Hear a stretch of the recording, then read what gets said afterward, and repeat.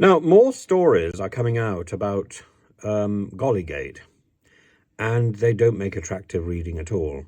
Yesterday, I thought this was a slightly absurd story, and I wanted to put it within the context of things like the minstrel show, and that we don't do ourselves any favors by hiding the past. In fact, we need to contextualize the past, whether this is in terms of statues or toys or films or theatre.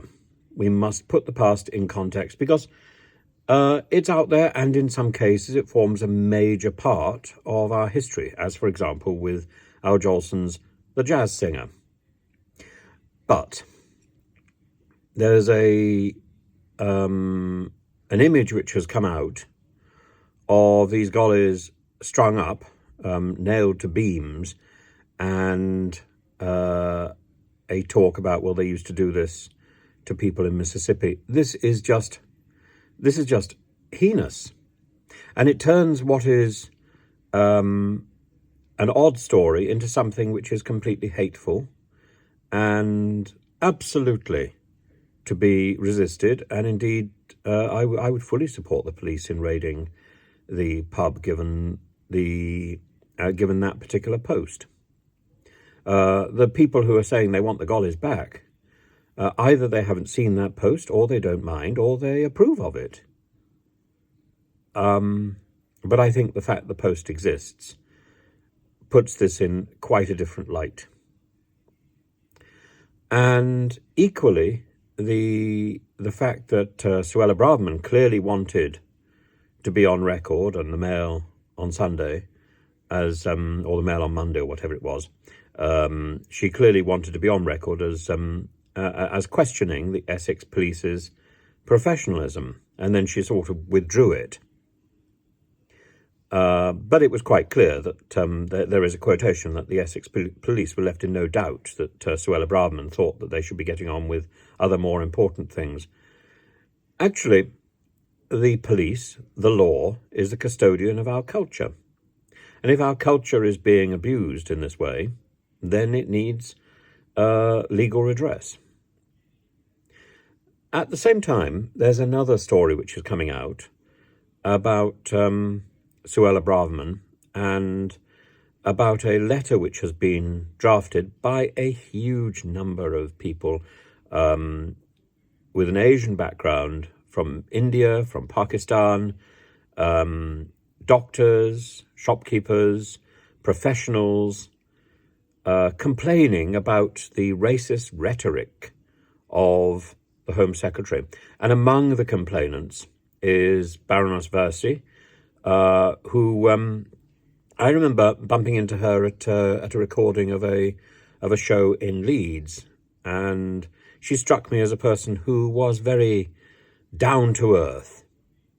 If she is calling for an official condemnation of the Home Secretary's rhetoric, well, then I think that's reasonable. And she also makes it very clear that she thinks the Home Secretary is using racist rhetoric. The rhetoric has to stop. The laws or the comments that she's making are based on bad evidence. They're not nuanced. She's simply well, I would say unhinged, and odd.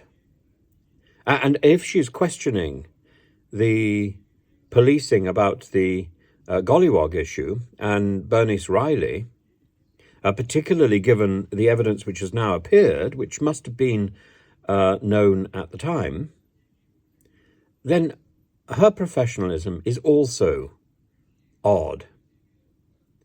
There's this anti-woke backlash of which she seems to be part, and it's out of control. And why is she so keen to be so divisive, so damaging? Is this an election strategy? Or is this part of her madness? Um, I don't really understand. I mean, I don't like what she's doing, but I don't understand where it's coming from. Policy is not made on the basis of evidence, but made on rabble-rousing demagogy, factless rabble-rousing demagogy, and a shift away from conservative centre-groundedness. Sane politics has become elusive while this Home Secretary is in her post. She fuels racism and racist abuse, not only now, but in the past, as she did when she labelled Albanians invaders, and she hasn't explained that, she hasn't contextualised that. Albanians that I know received racist abuse, and now Pakistanis are receiving racist abuse. Why? Because of her. Calling out a woman of colour for racist rhetoric is quite a startling thing for people to do. But I think in this case it is deserved and is overdue. And I think the Prime Minister should heed what is being said, and I think the electorate should heed it. This is somebody who has demonstrated again and again and again that she is not fit for high office, and that she does not support her civil servants, that she doesn't support the police.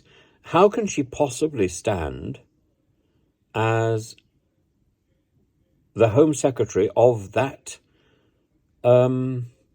office? How can she possibly be the icon of the Home Office when she ridicules what they stand for? Is she the reason that the Home Office is on such a go slow? It is at least one explanation or one excuse. Everything that I see about the Home Office I find wrong. Everything that I see about Suella Braverman I find wrong. I think there's some sort of link between the two. If Suella Braverman went, would the Home Office get any better? Maybe not immediately. But it cannot get better while she is in place. She has to go. And she has to go sooner rather than later. And I think this is the opportunity.